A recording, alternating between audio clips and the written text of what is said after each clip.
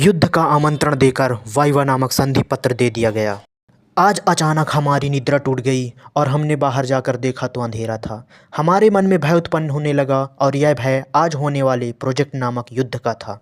हमें चिंता हो रही थी कि कहीं हम ये युद्ध हार ना जाएं और चिंतित होकर हम वहीं बैठे रहे। फिर कुछ समय बाद सुबह हो गई और हम अपने नित्य क्रिया के लिए प्रस्थान कर गए। फिर हमने अपने नुकीले दांतों पे धार लगाई और इस बात का विशेष ध्यान रखा कि हमारे मुख से दुर्गंध ना आए। हम जैसे ही दांतों को धार लगाकर निकले ही थे कि हमारे उदर में चूहे उछलने लगे। फिर हमें लगा कि भोजन कर लिया जाए, तभी तो युद्ध के लिए शक्ति मिलेगी।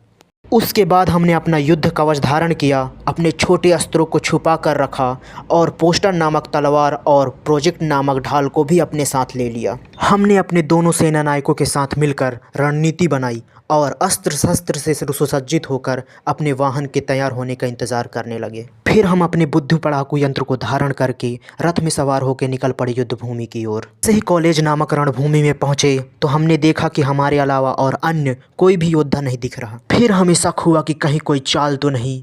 तभी हमें वाइवा नामक संधि के बारे में पता चला और हमने भी स्वीकृति दे दी। संधि के पश्चात हमें संधि का पत्र भी दिया गया और उसे लेकर हम अपने महल की ओर निकल पड़े। इस संधि में हमारे अस्त्र शस्त्र, असाइनमेंट और प्रोजेक्ट ले लिए गए। हम अपने महल में आकर बस उन्हीं का चिंतन कर रहे थे, क्योंकि हमने उन्हें बड़े प्यार से बनाया था।